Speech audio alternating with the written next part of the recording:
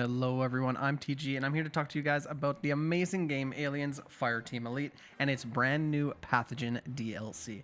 Today I'm going to show you guys a build that I've been using for Extreme and Insane as my dock. Now the dock is probably the kit that I've customized the most. I've done the most crazy builds because, in my opinion, it's the most unique playstyle there is out there, except for the Phalanx, but you know, it's the Phalanx. So let's talk about the dock. What I'm going to do for you guys today is show you guys my perk grid, explain why I'm using what I use, crunch a few numbers, show examples in game of it in use, and then at the end, just talk a little bit about the weapons that I'm using and why. First and foremost, let's talk about Field Medic. There's not too much you can customize with it, but what I am using is Support System, which means my outgoing healing is increased by 20%, and allies gain 15% ability recharge when they're standing near me, as well as Strength in Numbers, so you're also getting a 5% increase to your damage and a 5% damage resistance boost for every ally that's around you. So that goes up to 10%. Next is a personal favorite, Neurotic Specialist. So dealing damage to an enemy weakens them, causing them to deal 20% less damage for 5 seconds, but this does not stack with itself. It does stack with other things. So for example, keep them pinned on the Phalanx class. If he's using that, you're going to get your boost as well as their boost to the damage negation. Moving on to arguably the best 2-slot ability in the game, Readiness. Your movement speed and ability recharge are increased by 10%, and your reload speed and handling are increased by 20%. Why this is only 2 slots and not at least 3 is beyond me, but you know what? I'll take it, because the dock does need that little boost. Next is Bedside Manner, which means you can pick up your downed allies twice as fast, and the entire team's bleed out time is increased by 25%. I'm also adding Rapid Recovery to that, which means picking up a downed ally grants them 50% more health, and the entire team's bleed out is increased by another 25%.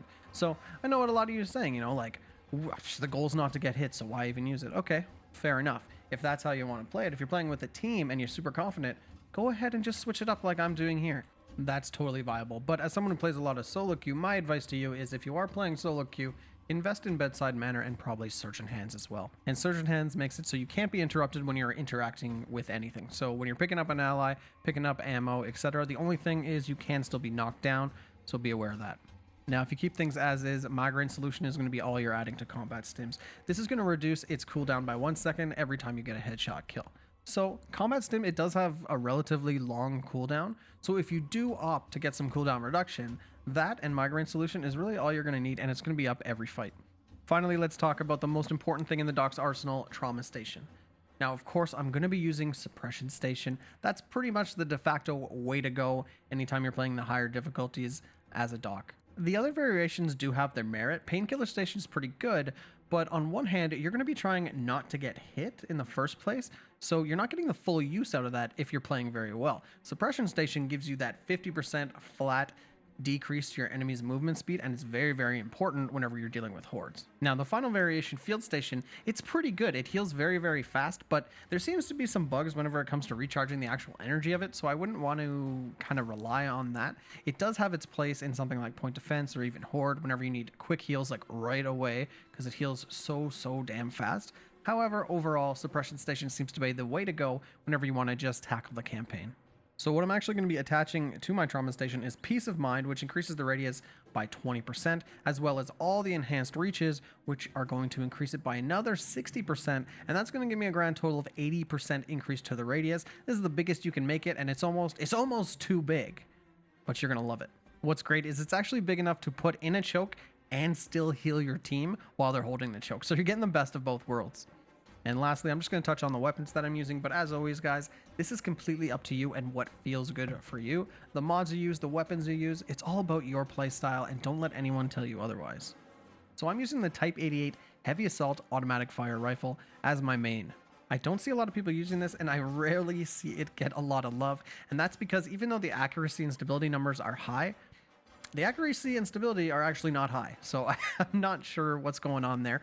But the reason that I use it on the dock is because of combat stim and how often you're going to have that up, your stability is going to be beautiful, and this thing's actually going to be hitting its mark. It also has the added benefit of being the second strongest auto rifle in the game, so that ain't not bad whenever it comes to the dock, because remember, he's a Marine first. Last but not least, for my handgun, it's the A87 Dambula Automatic Fire Machine Pistol. And for the same reasons as the Type 88, it is very good on the dock, because once you pop in that combat stim, it's going to get a lot more accurate.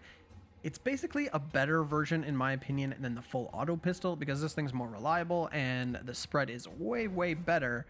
But I don't begrudge anyone for using something else. I often use the rapid responder. That's kind of like my go-to. But recently, I've been using this bad boy. So, ladies and gentlemen, boys and girls, there you have it. That's the build. I hope you guys try this out yourself, and I hope it helps you out just a little bit. I've been having a lot of fun, a lot of success with it. I love to play the doc. Let me know down below who your favorite kid is and why is it the doc. So, guys, thanks for watching, and as always, if you like what you saw, you know what to do.